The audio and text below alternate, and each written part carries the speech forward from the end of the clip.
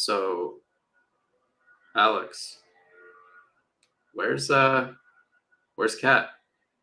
Dude, I wish I knew. I- I mean, from what I hear, something absolutely, it's like it's just one of those moments where you kind of look back and you're like, oh my God, I had like such a good friend. And then all of a sudden, it's just, You sacrificed her so that you could beat Anakin Skywalker in a fight. yeah, We sacrificed Kat, guys. more or Check us less. out. Yeah. Cat couldn't make it today. We sacrificed her. Unfortunately, that's what happens. Um, she'll be here next week though, because she has the power of what is it? Resurrection. Resurrection. She Yeah. has the resurrection stone, so she's able to come back. Her full name is Catherine Lazarus LaSalle. Lazarus. Her name.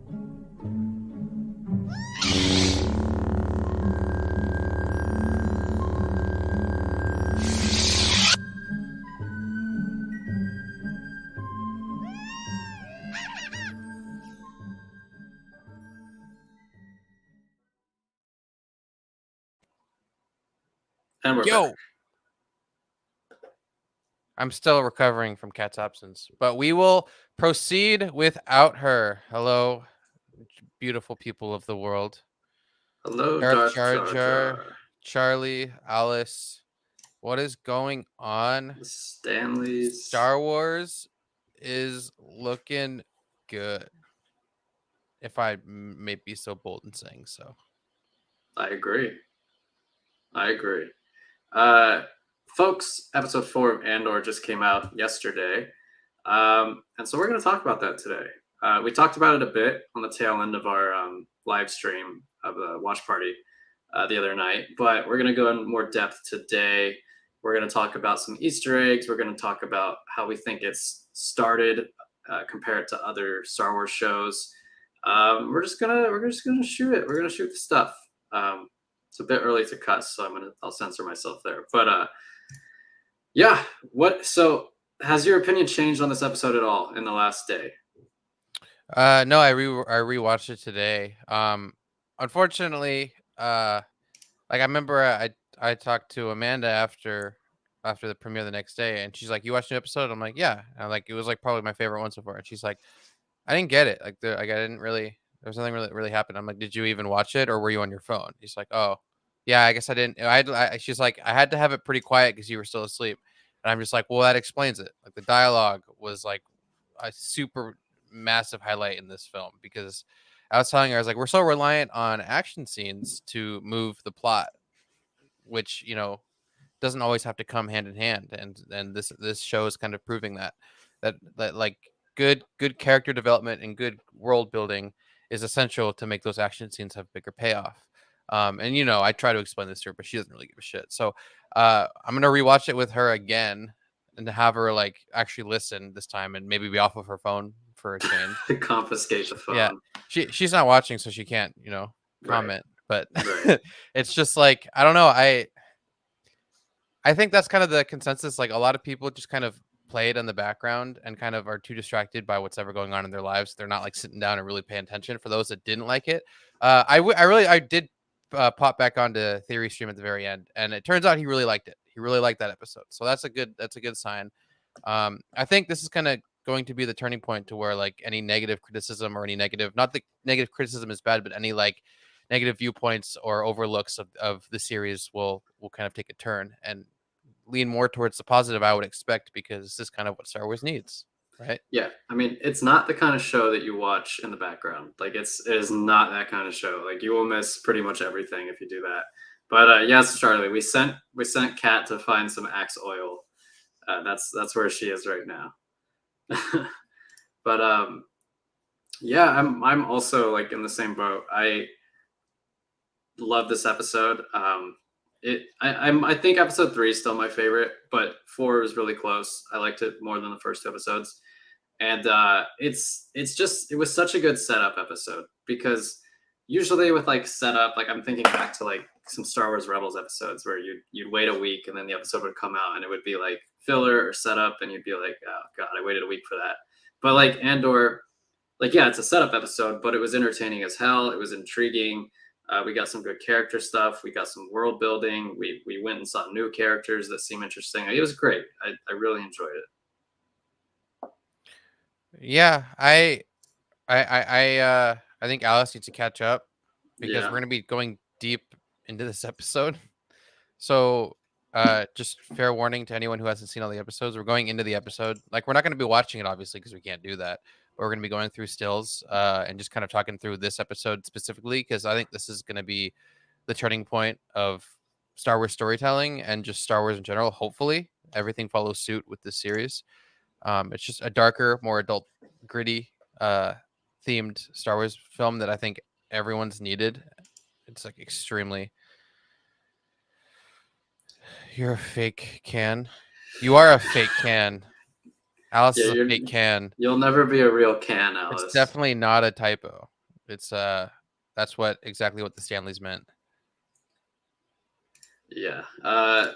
So a couple like major Easter eggs from that episode. Obviously, the first one was the mention of the Rakatan Empire or the Rakatans, and that was really cool because they play a major role in like the Old Republic. They existed even like way before the Old Republic, but in the game, the Old Republic, they play a big role. They created the Star Forge. Super interesting stuff. I put out a short a couple days ago about it, and then the second one, which is I don't think it's actually his armor, but it's definitely like a subtle nod to fans. But we've got Star Killer's armor from The Force Unleashed when the bad ending where he becomes Sidious's apprentice. The helmet is like spot on. That is like Star Killer's helmet. So that was a cool nod. It's definitely not his armor. That wouldn't make sense. But I just appreciate that even in this show that doesn't 100% feel like the Star Wars we're all used to, they're still giving you these like really deep lore Easter eggs that fans can appreciate. Yeah, it's interesting. I mean, I remember people were talking about the helmet and the armor all the time. And what's up, Maria? Um, it's obviously not his. It's just obviously a nod. But I think it'd be cool to kind of realize maybe Palpatine already had like all of that, like those armors, those ideas, everything all set up for whoever was to take that place if it were to happen, or whoever guards him or whatever. Um, just I think bringing back all the elements that all the fans really, really want, and what all the fans have needed for so long, is kind of hopefully, I guess, where Star Wars is turning. It's weird because uh, a lot of this kind of feels like fan service episode, but also not fan service because it's kind of fan service in that it's progressing the Star Wars universe, and we're going towards a new wave of storytelling and a new approach to a grittier Star Wars than ever before, which is very important. From someone who isn't even like a massive Star Wars fan, which proves maybe new, refreshing takes on Star Wars from people who aren't, so caught up in the world and having to have cameos every 5 seconds is what's truly important. God, I hope not, Fulcrum. That would be so freaking weird Whatever. if Star Killer just shows up in the next episode. Yeah, there's no way. It wouldn't make any sense. It would not make any sense. It would make no sense. I know you're joking, but just the thought about it, the thought of it would be hilarious. Star Killer is way too OP. I know it's kind of a hot take, but I'm glad he's not in canon. If they ever did bring him to canon, it would be kind of hard to wedge him in there, and they'd also have to like nerf him massively. There would have to be like a massive time jump too. Yeah, well, it could fit any time between like episodes 3 and 4, but it would just be like why didn't he show up during Rebels? They could literally do what Mandalorian did, or Boba Fett did, where they just have like a Mandalorian episode or two, and it's like next episode is literally just all about Star Killer for no reason, and everyone's so confused. I would love to see Sam Witwer in live action though. Like he's a talented dude. What was I gonna say? I totally lost my train of thought. But for those of you just popping in, Kat's not here. She'll be here next week. She has a bunch of acting stuff to do, which obviously takes priority. So, wish her luck. And yeah, she did kill the cockroach, though. She did kill the cockroach. She figured out how to utilize the power of Axe oil, and completely disintegrated that bastard before it could lay any eggs. So Yeah, that's the important thing. that is all that matters. She did not die in vain. He is his Darth Maul. Yeah, I guess so. I guess he like voiced him in Solo, so that is true. Um, but yeah, like I think I remember what I was gonna say.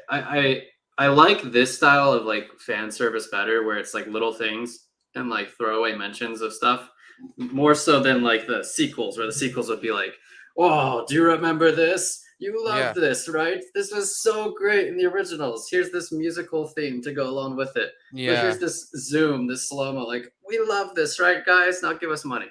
Like that. Yeah. It's It's very tacky. Like their yeah, approach to Star Wars has been so tacky for so long. yeah, And this feels completely different in a great way. You know, like your video said, it doesn't feel like Star Wars, but it also means that it's just expanding what we know as Star Wars instead of just, it being uh all about callbacks to other characters. It's about bringing in new characters and expanding the world and not making it feel so tight, you know. yeah. What do you I'm think about this? I'm Glad they glad enjoyed this theory enjoys episode. But he You can lost me read when it. he started explaining how Vader and Palpatine could show up, but that's not what the show is for or about. He did. He went right off, started going into talking about how Vader and Palpatine could show up. I remember we talked about this, Zach. Like, did you want them to come into this series? I personally didn't want it. Uh, Maybe Palpatine briefly.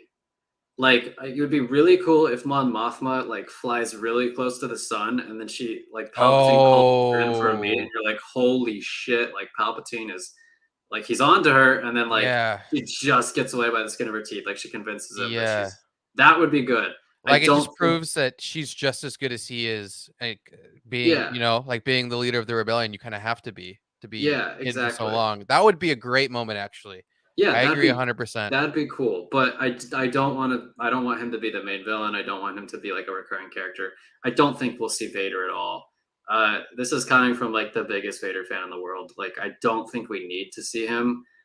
His presence in this show, it would just like it's kind of similar to how he was used in Rebels, right? Like Filoni always said like the main concern with Vader in Rebels was that if Vader was like this recurring presence that was constantly chasing the Ghost Crew, there's no way in hell anybody would believe that they would keep getting away from him successfully. Like it would kind of cheapen Vader if they kept escaping from him.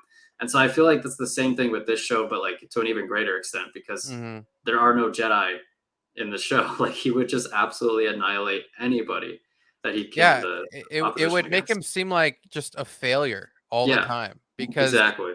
and if you can't beat people who aren't force sensitive, then what's the fuck's Vader's point? And why is he even the right hand man to Palpatine? Like he obviously wouldn't want him anymore if he keeps failing all the time. So that yeah, I agree. That's another thing. It also would take away, I think, from the Rogue One moment leading up to it.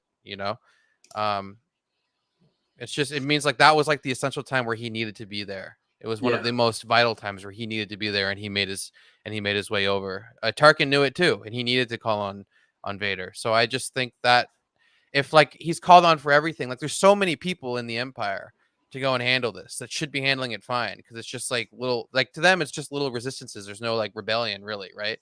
It's just little like why yeah, would he just show up to a firefight? Like it makes no sense. exactly. I think he's more preoccupied with like hunting down Jedi, doing other things. Like this Andor stuff, this little rebellion stuff, like it's barely on the radar of like I don't remember his actual name, but like Kyburn, that guy who plays Kyburn, like on Coruscant in the ISB, like he's barely like he's like whatever, it's just not a big deal. Like stay in your lane. Uh, Just not a big deal. bring me more of those like detention reports or whatever. Like blah, blah, blah. Like he Yeah. doesn't even care about it. So like why would Vader even notice anything like here? Like it doesn't make sense. I don't think Vader will show up.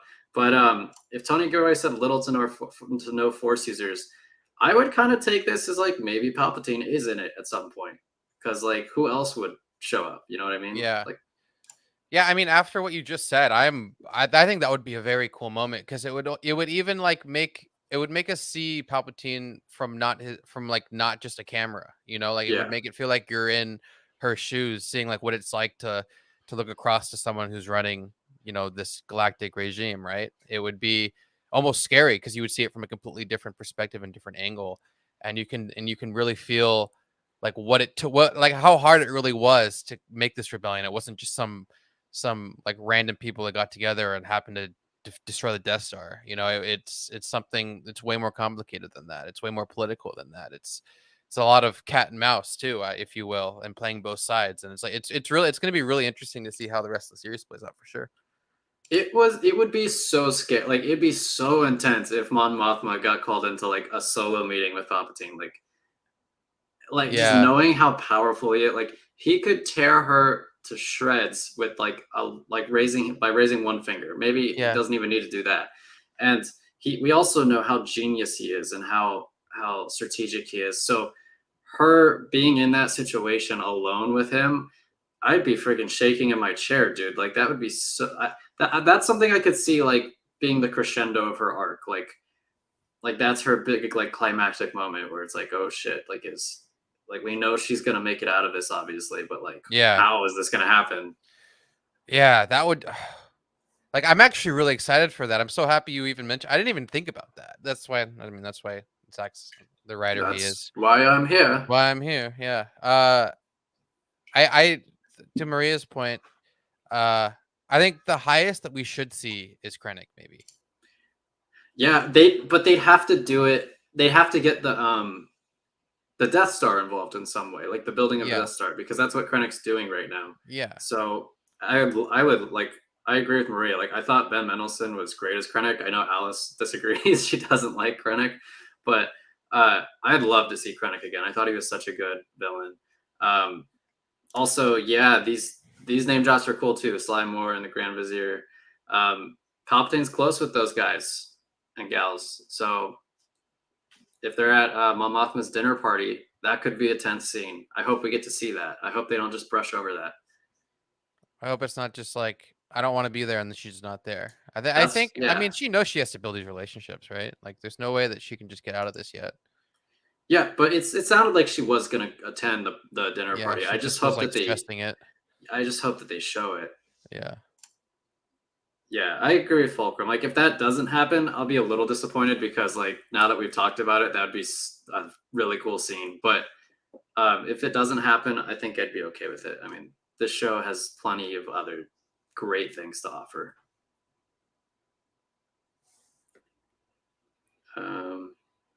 No one's a This, bigger walking hold on really quick.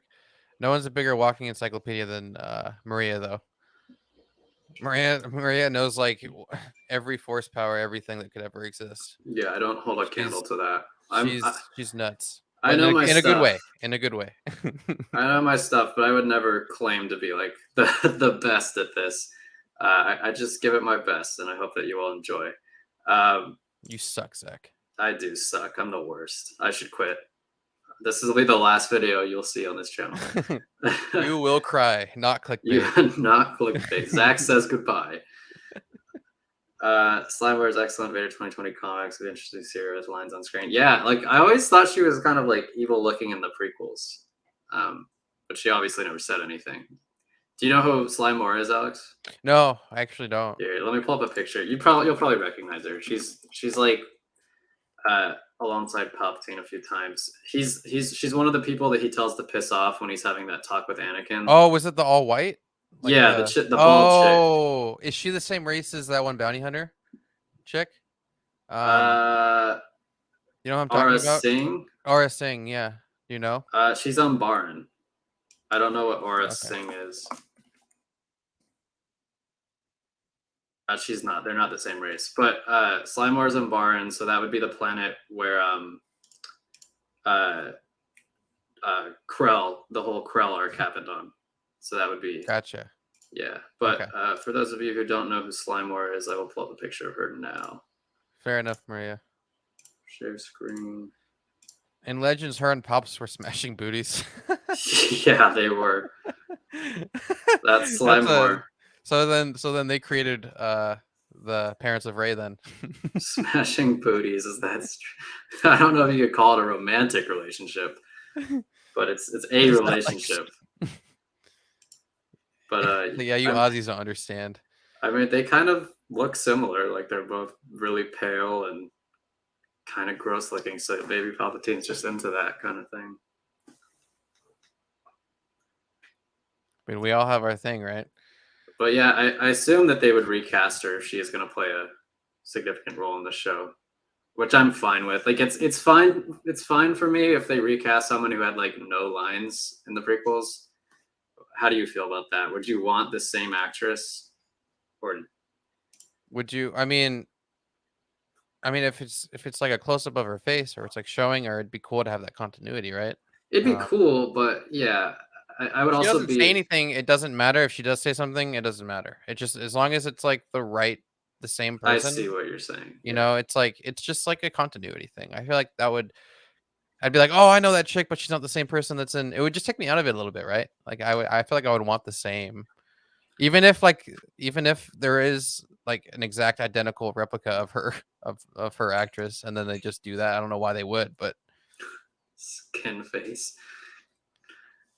Triclops. Somebody had a third eye, and they just named him Triclops. Well said. are we about? So let's get in the episode now. Yeah, can't wait for the heist in episode 5. Yeah, looking forward to that. Let's get into the episode. Like you said, let me share the screen. Deep dive time. We should have like a special like cinematic thing. Deep dive. Let me pull that up on my other screen. Okay. So And first we've got Andor talking to Luthen, which I thought was a cool scene. I like how Andor doesn't like immediately willingly jump into this whole rebellion. I like how he had to be convinced. He basically was just viewing this as like an escape from the I don't remember what they were called, but the proxy Imperials. What did you think about the scene? Did you like it? I did like that well, in general, a lot of the writing handles a lot of the obvious. Like, you know how when you watch something and audiences think, why don't they just do that? Why doesn't he just do this? Or it's like, you know, like most horror films, you react like that. And I feel like a lot of Star Wars films Star Wars, like the Star Wars shows and everything have been handled kind of like that, where the audience is like, wait, why didn't they just do this? Or why didn't they just do that? It creates a lot of weird, obvious um, answers. Just but like for this scene specifically, he's like, I mean, you could kill me. Like he says it straight up. You know, you're thinking, why doesn't Cassian just kill him and take the ship? I mean, at Yeah, least that's what I was thinking. You know, if he and that's even can. I yeah, took it as kind of a challenge. Like you could try to kill me. yeah. But I mean, the fact that the writing includes the obvious is, I think, really cool. Um, at least for me, because it's like it kind of gets that out of the audience's mind. Like, okay, he already said it. That's obviously not what's going to happen. Um, he means business. He thinks, you know, he actually thinks and is aware that that could happen. You know, it's just it adds a lot of dimension to the character in the world, and you feel like you're there. Because Yeah, when you're constantly like, well, why didn't they just do this? I could do that. I could, like, you know, the whole Austin Powers thing. Like, there's a gun in my room. Let me just go get it. I can shoot him right now, and then boom, done. There's no like long elaborate torture scheme where he gets away. Um, and I think that's what like most of like Kenobi, Boba Fett, everything's just like this is like so drawn out and so unnecessary is what I felt like a lot of the scenes. 100%. Like this is something that Star Wars has really struggled with as of late. Like in Kenobi, like I can think of like multiple scenarios where I'm like, why didn't they just do this? Like when Obi-Wan and when Obi-Wan takes the shuttle and like flies away so that it'll pull the Star Destroyer off of the all the other like refugees. It's like, well, why doesn't Vader just take a shuttle and follow him? Like, and the Star Destroyer stays on those people. Like, why do you have to take the whole Star Destroyer? And I at the time I was like, well, maybe it would just take too much time for Vader to walk down to his shuttle, blah blah blah. But it's just things like that. And I feel like in this show, in this series, there are very few, if any, moments where I'm like challenging the decision making of the plot or the characters themselves. It all has made complete sense to me. Like in this episode where they're hatching their little plan about how they're gonna sneak into the armory, and they're like, well, there's this like eclipse thing that happens, or this meteor shower that happens, and they can't fly during that gap of time. So that's when we're gonna do our thing. They won't have any air support. It's like, okay, that makes total sense. Like, it's not like with Fortress Inquisitorius, where they're like, no one would be stupid enough to fly over Yeah, here, so that we they're don't have just any air support. It's like, are you fucking kidding me? it's Like, the whole, like, they're proud of themselves, like, you know what I mean? And Andor makes it very obvious that they're, they are very proud of themselves, they don't think like that, but, like, this it's done differently here, like, they're not all stupid, you know? Like, they're proud, but they're confident in that they've kind of established their um, regime, and only the best of the best work for the empire, and nothing can get through. But they're not all dumb, like that is portrayed in almost everything that Disney's released. And in this episode specifically, as we get down to it, you'll see the officers aren't all stupid and inept. Like, they know how to manage, they know how to handle their team, yeah, from the lowest sectors, and that's kind of what's important to know, because there's no way you can create like a huge imperial presence when everyone just doesn't know how to shoot a blaster or is super inept, and they just let people get away all the time. yeah. Like, it feels like, I mean, the whole Imperials being self-interested and ambitious and like jostling for more power and promotions. It's always been a thing in Star Wars, but I feel like if a show like Kenobi had done this, in like that scene that we see between the two ISP officers, where they're kind of going back and forth about jurisdiction, whatever, it just would have felt kind of like caricature-y, like, oh, I'm so self-interested and ambitious, and I want a promotion. Nah. Whereas like this, it's like they're like dueling words, and it's like they're trading like insults, and they're trading like passive aggressiveness, and it just feels real and it feels smart. It feels clever. It's like shrewd dialogue, and I appreciate that so much. Yeah, the passive aggressive in like the higher ups is just the best thing. Like, I love that kind of dialogue. It's very similar to, like Tarantino's characters with any of those like high tension scenes. Yeah. Everything's just very like passive aggressive, and whoever gets the rise out of the next person wins. Like, that's kind of the whole point of that dialogue. Like, they're trying to get the better of one another, but they're doing it in a subtle and clever way. They're not just saying I don't like you, and then um talking about their past and what they've done to their family, or whatever it is that Disney does in all their movies.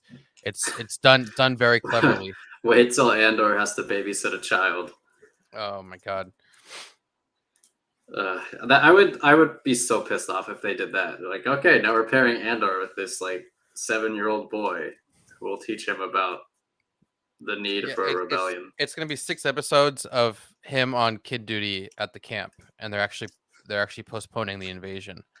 And then we're just gonna get a bunch of Imperial detention uh center reports. We're just gonna follow. It's just gonna be like a documentary. We're just gonna follow all of the individual employees of Kyburn. It'll be they'll go into the armory, and then they'll be like, where's the payroll? And then there'll be this pod just sitting there, and then Andor will open the pod, and like Grogu's hand will come out, and And then like, there's a laughing track. It just turns into a sitcom, and you're just like, well, fuck. cuts to credits like down. Yeah, yeah. Just like, I think they mixed genres here. I think they fucked it all up now. Dun, dun, It's like written dun. by Joby Harold. Directed by John Favreau. God, I wouldn't like 100% put it past them, but I'm pretty sure that's not going to happen. Alex, you're Alice's favorite Skarsgård. I I didn't am know her you were favorite. related to the Skarsgårds. Yes. Yes, I'm obviously not Gustav Alter or Bill, but I am Alexander. Alexander. Yes. Very much so. Only I think he That's- spells his name with the KS. Not the X. I might be wrong though. Yeah, I think we both I clicked got on it. I got it. Yeah, like we're in our like post episode discussion from the other night. Like, this was, I think we agreed, like one of the best parts of this episode. Yeah. I just love the little scene where he like puts on his wig, and he like gestures and smiles, and he's like, all right, got to get back into it. Like, Yeah, let's move forward. Let's keep going. Let's get into that. all right. I think we're past this opening scene now. So we've got more Cassian. We go to Coruscant. We already kind of talked about this. So good I to saw a be back. video. I saw a video of them saying that, or at least I saw a couple creators kind of make content about this topic. But the fact they were saying something like, Coruscant isn't reflective of the way they did it in the prequels for an obvious reason. You know, it's like in the prequels, it's glistening and it's like a golden city and it's like Yeah, beautiful. But here it kind of seems like colorless. colorless, disparate. Like, you know, it's very like clunked together and like uneasy, and it almost like the way they did it in Phantom Menace. It looked a little different there too. Yeah, When you're they right. fly in, it kind of has that vibe, and it's not as grandiose and as beautiful as shown from Padme's like penthouse, you know. Yeah, So I think that's a good thing, obviously. I do love the way they did like kind of a relatively close up of the planet. And it's not just, you know, the planet that you see, the planet shot. It's close up to so you can really see the twinings of like the city life and all the lights. Like you know, me and Maria talked about is very emblematic of like New York or London or any big or Hong Kong or any big city that you can see from space. It's beautiful. It's always been yeah. one of my favorite planets, and we haven't gotten it for a while now. So I it's great to see. always thought that Revenge of the Sith had like the best looking Coruscant portrayal, and I think it's because like I whenever I think about it, I always imagine like the kind of like the sunset of like during Padme's ruminations, and it's like based in like gold and like this orangish Yeah, hue. right before the lights go on, you just see the big orange hue across the whole city. Yeah, it's like Um, got this like orange like color grade to it that looks so good. And I feel like that's probably symbolizing like the sun, like the setting of the sun on the Republic. Like and that's such good like visual symbolism. And then like here yeah, it's like it's kind of like bland and like gray and it's like 1984 like Big Brother, like she's being followed, like all of her staff are getting replaced and like yeah. it's so good like how they did that. It And does have like that Public Enemy #1 kind of vibe too. You know, like they're all like she's very uneasy and very uncomfortable, and it reflects with the way the city looks. You know, it's not super beautiful or pretty or like she's not dealing in like the nicest areas of Coruscant, right? yeah, So that's what's so great about it, and then we can see multiple. It's a multifaceted planet, obviously, because it's the entire planet is a city.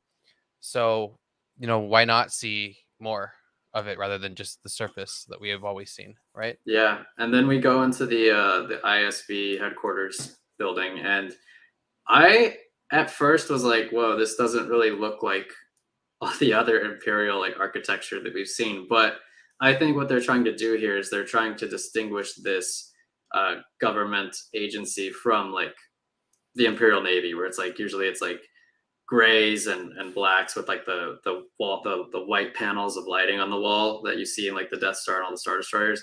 And like this is clearly like very white, which is the ISB standard uniform. And it's just like I like how they're distinguishing it by use of color. Like I think that's smart. And Yeah, I mean, I like I'm used to seeing like flags and banners too, right? And yeah, we don't really see that. It's almost like a postmodernist empire. And I just the only reason I can think why this is like distinguished and different is because obviously this isn't the top of the top, the best, you know, uh, imperial sector, right? It's not. well, it's different. It's like the it's this is basically the CIA. It's like a different sect of usually anything that we've seen. If you'll remember Yularen from Clone Wars, he eventually becomes the head of the ISB. So he's like the head of the CIA, basically. Okay. So it's I wouldn't say it's like it is definitely lower than like Tarkin and all them, obviously, but they're not like scrubs. And They're decently important. most meetings we've seen on Star Destroyers or the Death Star, or like we haven't really seen anything Yeah, you're in right. like a different area, right? Like on like an actual base, like an actual civic center or something. You know what I mean? Like in a way, it's or like the Pentagon, or like there is no. It's always just taking place on like whatever Death Star was convenient for the story, right? Right. Um, or I mean, not Death Star, Star Destroyer was convenient for Yeah. the story. So this is like definitely another refreshing take that we get to see. Um, like a headquarters for an imperial sector, which is like just cool. Yeah, I enjoyed it. I thought this was just a great scene, great dialogue, as we kind of mentioned. Then we go to Scotland, I believe this is filmed in, which is it's beautiful. I like how if my thing would load here. But they have another scene together, um, and we're not getting internet connected. Okay, here we go. So I like how he makes Andor wait in the car basically, and he goes and talks to this woman who is played by the waif from Game of Thrones, another Game of Thrones actor. Oh, that's who she is. I Yeah, was like, I've seen her in something, but I couldn't quite remember who it was. yeah, she's the waif. Yeah, she's I just older hated her now. character in that Yeah. show, but yeah, I like how he screams at her. Like that was such. It's like, oh my god, like he's intense, and that reinforces when he has to put on his persona later on in the episode. Well, he just doesn't take shit, dude. He just does what needs to be done, you know? And if there's ever like doubt, he's just like, stop that. We're doing this, or we're doing that, we're doing this. There's no say. I'm gonna tell you what you have to say. It was nice that he kind of told her exactly what to say and how to go about it too. Yeah, Because it just shows how smart he is about these kinds of things. You know, because it's like he knows it's gonna he probably deals with people all the time. He's organized people all the time. He knows how people are going to react to someone just stepping in right before the invasion or right before the attack, whatever's going to happen when these people have been like prepping for months. Um, he knows exactly what needs to be said for them to accept it. So that just, I think that was important. Like if he's just like, here, take this, and he leaves, he's like jeopardizing the entire mission. Like it would be kind of dumb of him to not kind of give her what she needs to convince everyone. Like she knows what he knows what she's capable of, but he also needs to help, which is what a lot of I think these leaders just don't do in a lot of the Star Wars shows. They just kind of are like, oh, just go there and we'll do that and it'll work out, you yeah. know, because of the plot. Whereas this Eh, is kind of like a we're in this fight. This is what's going to be done. This is what needs to be done. I've been thinking about this on the entire trip over. You know, it's just one of those things where it just feels well thought out and planned, which is and I like important. how I think it's in their next scene when she's alone with Cassian.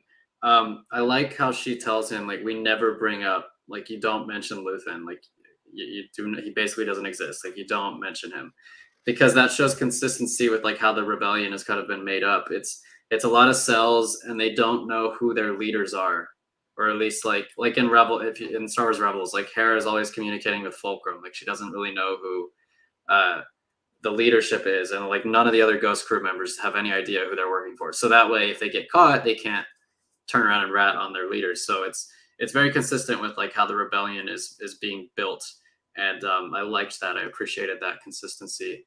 Um, I'm just so impressed with like Tony Gilroy, and I think his brother wrote this episode. But I'm so impressed with like people who don't really know Star Wars as intimately as like you and I coming in and maintaining such good consistency with what's been established and just creating a really compelling narrative. But I feel like they're just pulling, you know, the way I would think their approach would be is they're just kind of pulling outside sources. Like they're probably like, what happened in World War yeah, II? What happened in World War One? yeah, How did how did how did they communicate? How did like the leaders like see things? Probably just pulling historical sources instead of just old lore to recycle, right? Like they have to have some inspiration to love what they're doing because they're obviously not the biggest of Star Wars fans, so they want to make it interesting for themselves, right? And I true. think this is what they did, and I think this works great. So we don't get much of this. I forget his name. Chat. Do you remember? It starts with an S.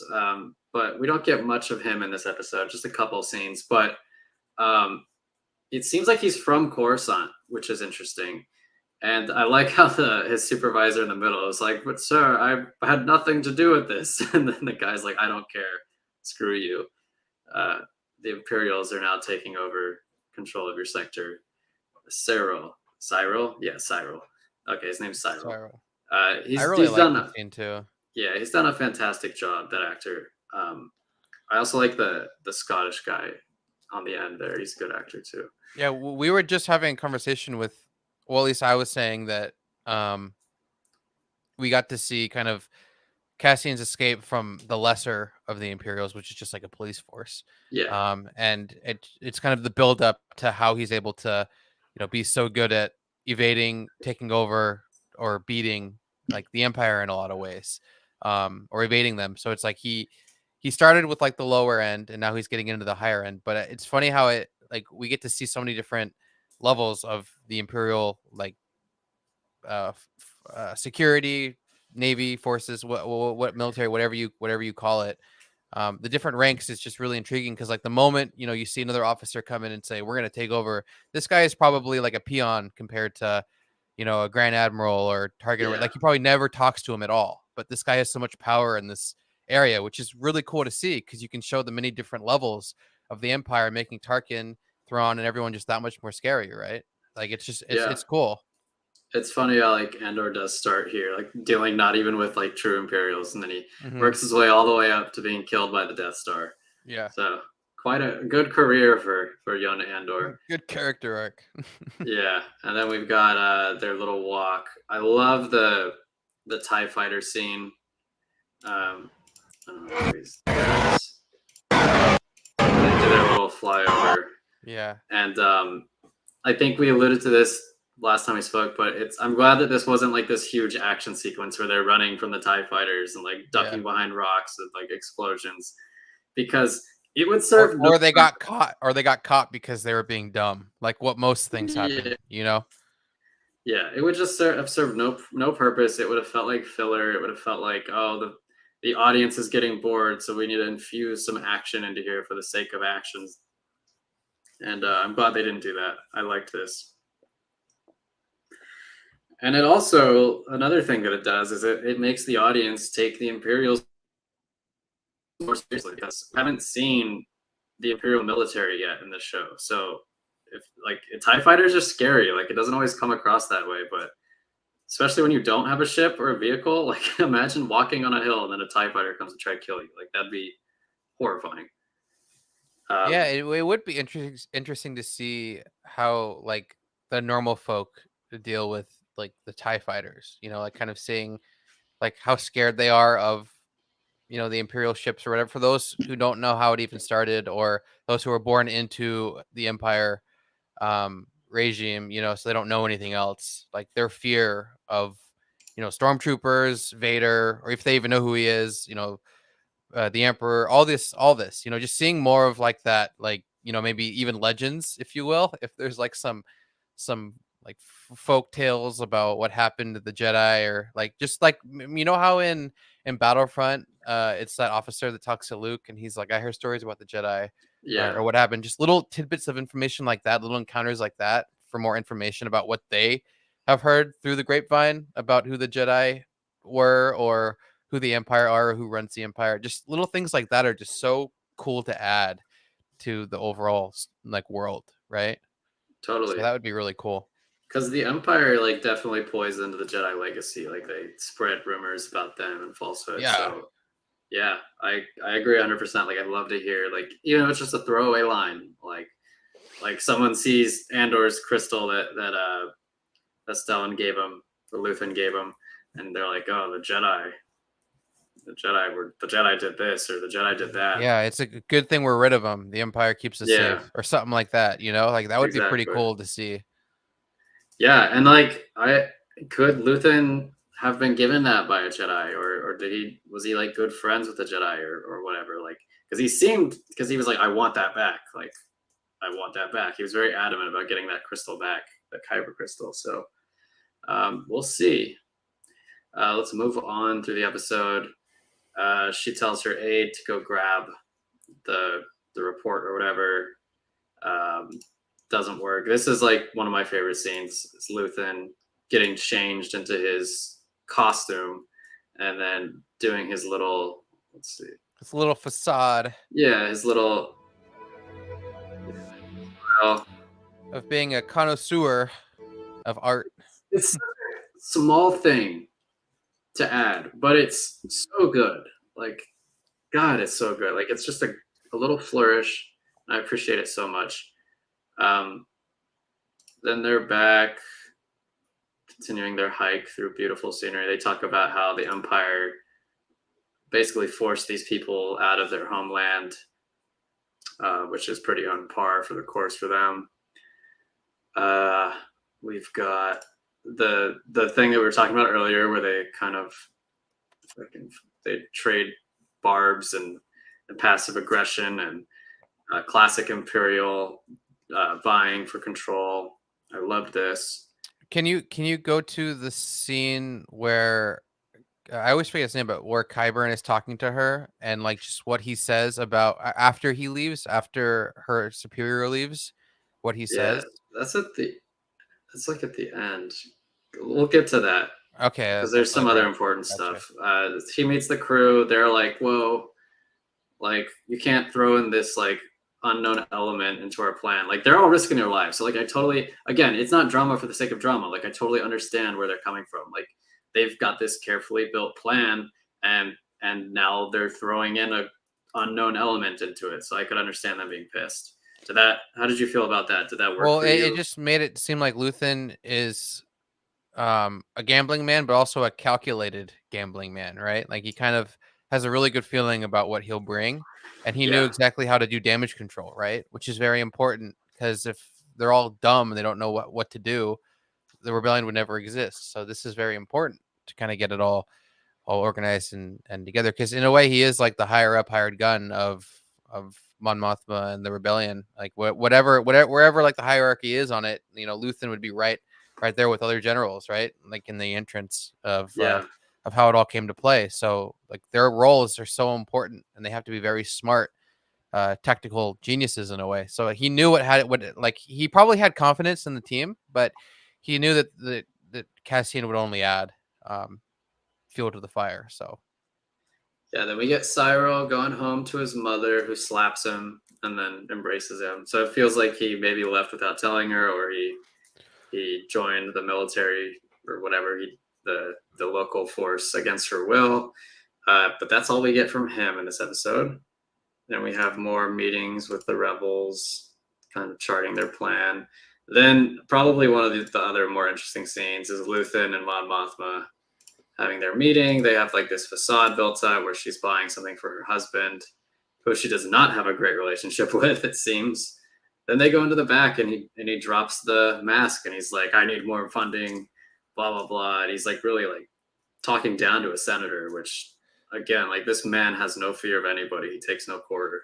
what's interesting is even though they're so desperate in what they're trying to create here, he is such like an opposing and strong force that like I feel safe, right? Like I feel like I would feel safe being led by him, right? Even Yeah, even in like the most dire of situations, I would like follow him, right? Like he feels like a really good leader, and that's very important for he he someone in his he position. feels like after the apocalypse, there's like this dude who's been preparing for the apocalypse his entire life, and he like knows everything about the wildlife. He Yeah, knows like right.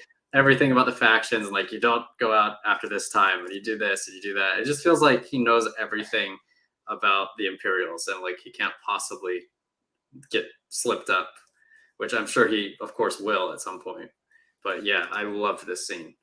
Um, and Mon Mothma too is great because it feels like he doesn't have the appreciation of the risks that she's taking. Um, she's like, my staff keeps getting replaced. Like I'm being watched. Like you don't understand how big of a risk I'm taking, and it's so true. Let's move on. Back to Andor. They're still kind of getting their plan in order, and then Mon Mothma goes home, and her husband's gonna throw a dinner party that she didn't know about, and it seems like they don't have a very loving relationship. It seems like he's content with the way things are, and she's obviously risking her life for change. But what did you think about this scene, Alex? Did you expect that they would not be happily married? Did you even know she was married? Because I didn't.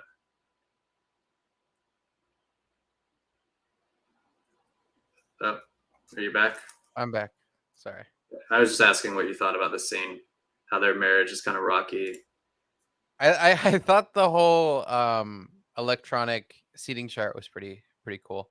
Yeah, I like the little details. Like when he said that the seating chart's assigned and she looked over, I was half expecting to see, names on each yeah, seat, and then I yeah. was like, oh, it's an electronic, it's just on the tablet, and I was like, that's cool.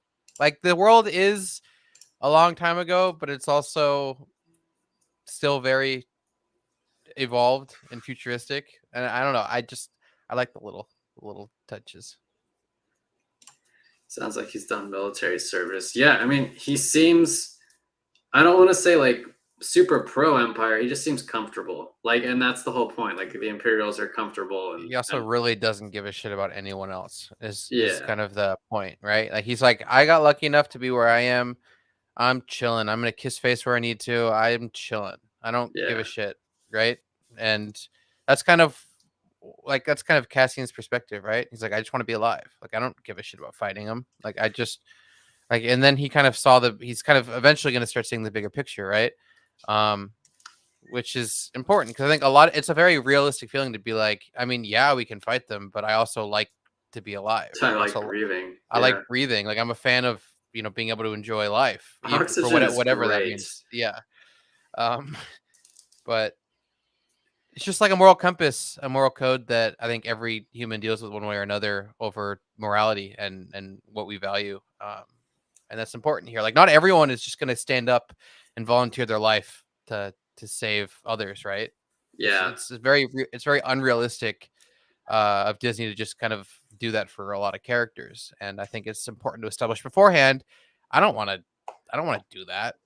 I'd rather just make money where I can and live peacefully, away from the Empire or wherever I can. Like I don't need to fight them. Whatever. It's like a losing battle or whatever it's going through your mind. Everyone's gonna probably think that one way or another. Um, so it's very. I think that's important to establish, which is what Tony's definitely done. yeah, and I wonder if her husband, is going to eventually see things her way, or if he's gonna actively work against her at some point. Um, Obviously, he's not gonna be able to like. Well, he could turn her in and she could escape because she is like just leading the rebellion in the original movies. She's not really a senator anymore. So I feel like at some point she is going to get found out and she's going to have to go on the run. So how tragic would it be if her own husband contributes to that? Yeah, I mean that's why I feel like it's leading. Like she was very dismissive. They were having an argument, and he seemed very uninterested in her emotions. And I think Yeah, that's just a sign that you know whatever. As long as I have the power I need, as long as I have people behind me I need, I don't need you. I don't really give a shit. It's exactly. like they've probably been having a failing marriage for a while now, which probably led her to like he probably kissed face everywhere he needed to get in with all of these people, and then also that's where she's kind of got to see all the dark sides and dark dealings that have been going on. Um, Probably by overhearing or just her husband just blabbering. Right? He seems like a blabbermouth. He seems like the moment he hears anything, he'll just say it. Right? And she Yeah. probably has seen all of it. So as a result, she's like, I have the power. I'm able to do something about it. So I'm gonna do it behind your back. Right? So Yeah, I mean she was like, and you don't really see this in the movies, but she was like one of the senators that was close with Bale and Padme. So she's been kind of like not cool with like the way the Republic was going and then the Empire for a while now. And for her husband to just not take an interest or not even like care about things she's passionate about, like imagine if your partner just didn't care about like the thing you were most passionate about, and not well, just I like mean, didn't care about it, but like that happens a dismissive. lot, unfortunately, like Yeah, in real life, that happens a lot. There's a lot of what are the stats on failed marriages, right? Like it's pretty significant. And it's like usually it's there's all sorts of weird things about human nature, fear of being alone, all that. They just rush into things, but it's like not finding a partner who shares the same interests or morality compass as you do tends to come out way later because you kind of put on a face, right?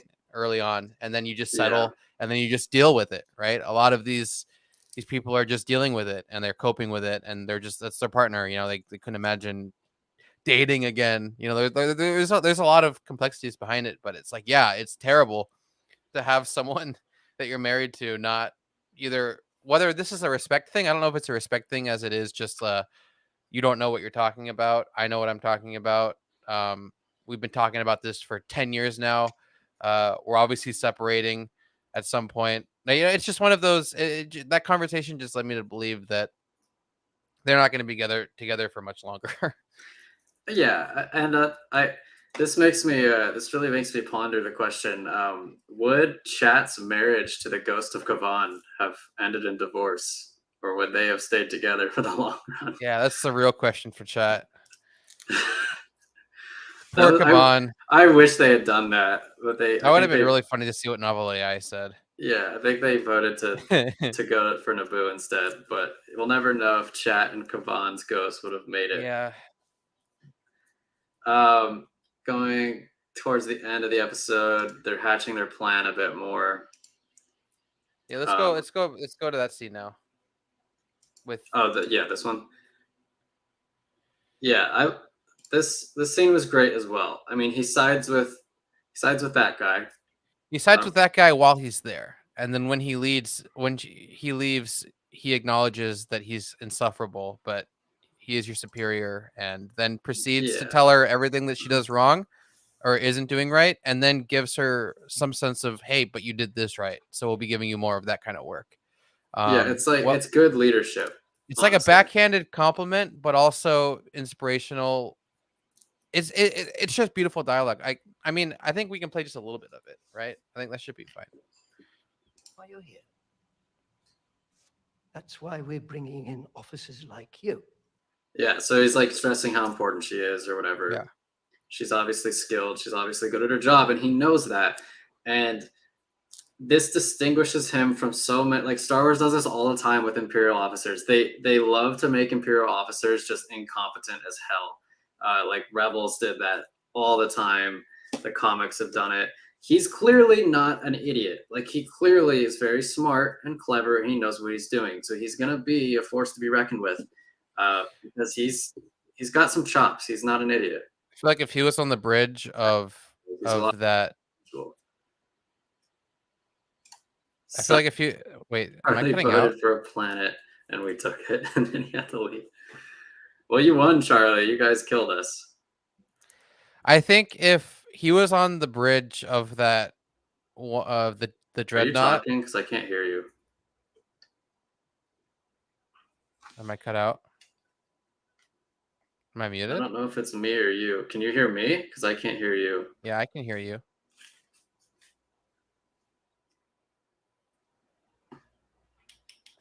Can you not hear me? No, can't hear you. Chat, is it Alex or me? Because I can't hear him. Can you guys hear him?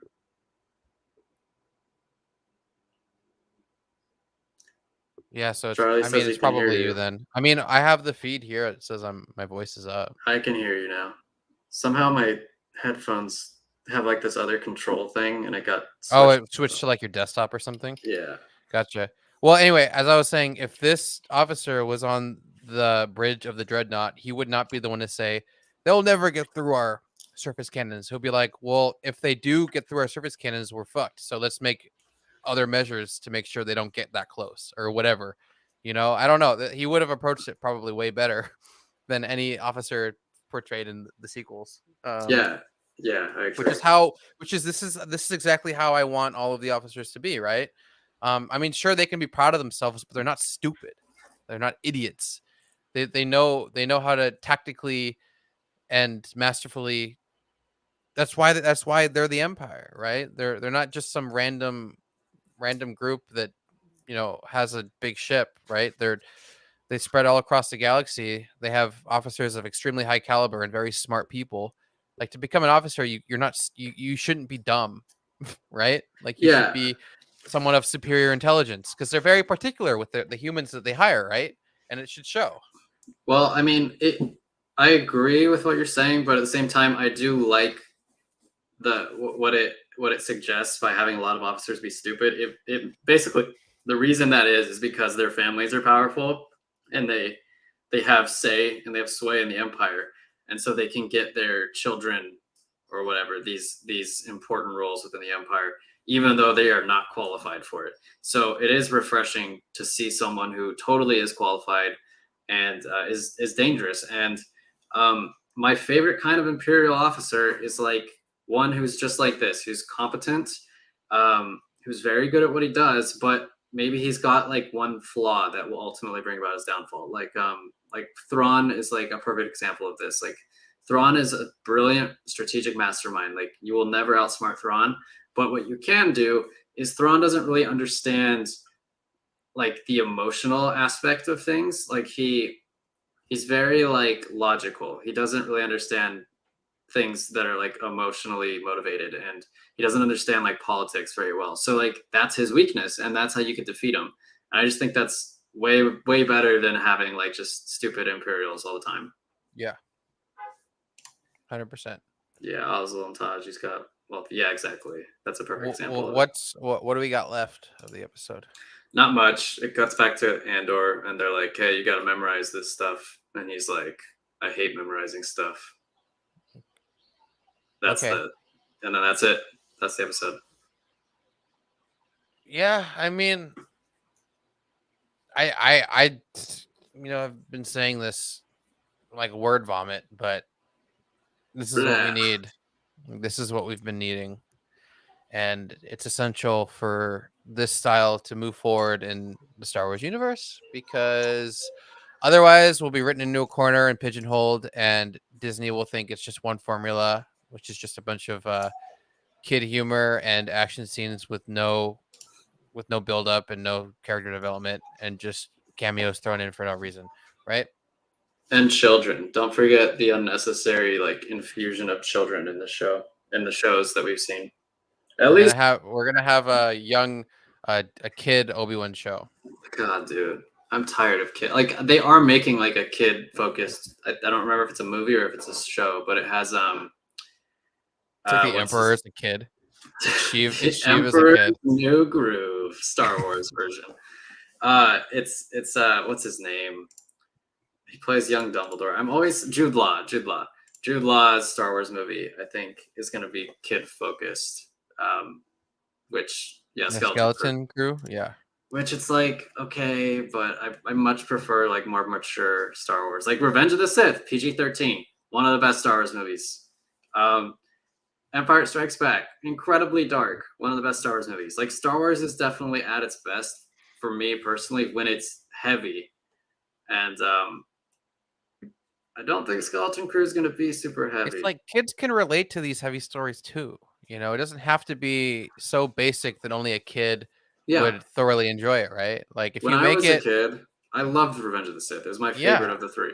yeah, like there's a lot of things that probably you didn't understand at the time, but later on looking back, you can like appreciate it, right? And I think Yeah. that there's a lot of things that they could be doing for both sides here to satisfy both sides. Because if a kid doesn't understand it or doesn't get it, they're gonna think a little bit more, and it doesn't, and it makes the stories better. Like it's not a problem to make kids think, right? Yeah.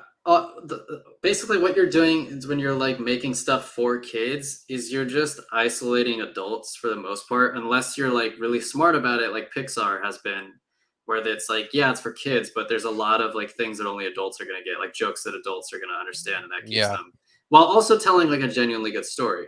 Yeah. I just feel like Obi-Wan Kenobi, like as much as I do like parts of the show, for the most part, the writing was like aimed at children, where it's like it treated us as if we were all kids, like we were all stupid and whatnot. And what's up, Anston? Welcome in. So I just personally, it's personal preference. I prefer this style of writing in Andor. Like I definitely, this is what I want.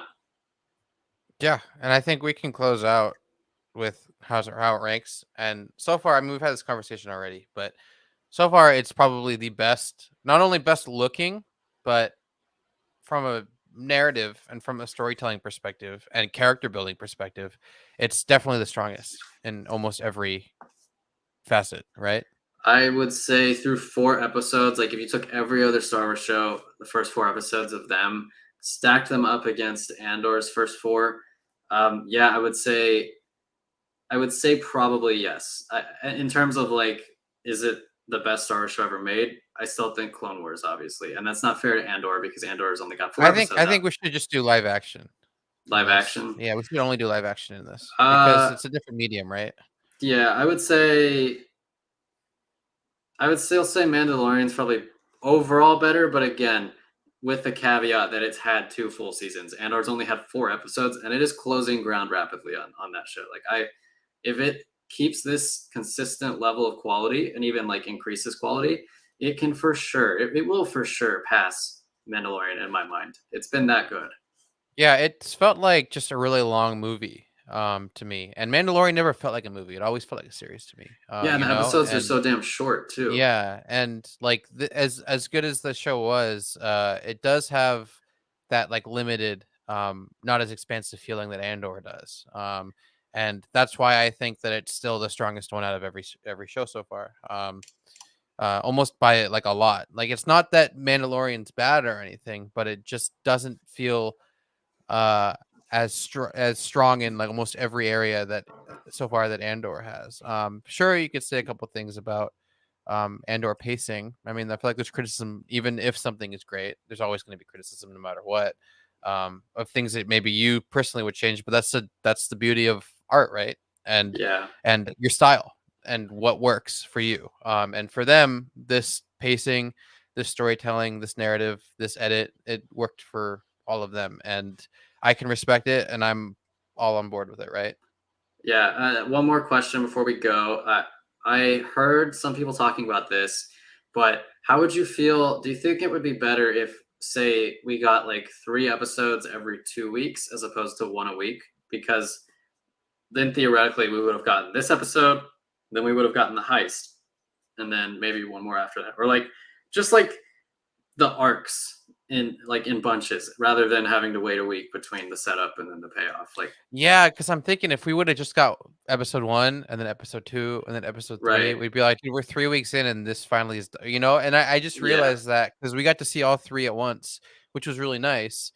And it started off brand new in episode 4, because we kind of got past the first part, and I think the arc thing is very smart from like an audience perspective, because if you there's like if the moment that we get bored about with something, or the moment we want something to move, like other people have already given up on the show, right? Yeah. Yeah.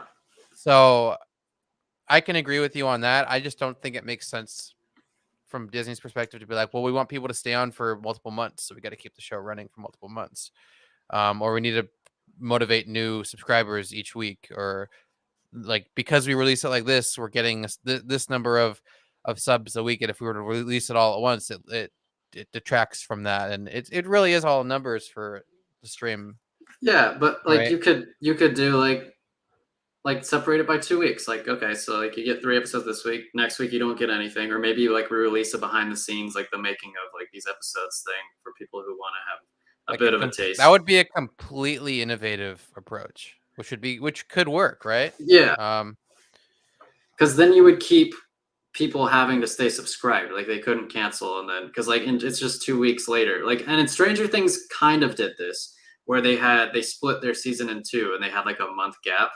But I yeah, wouldn't go that far. I would just say like maybe every other week, and then you just get like either 2 or 3 episodes per week, or per yeah.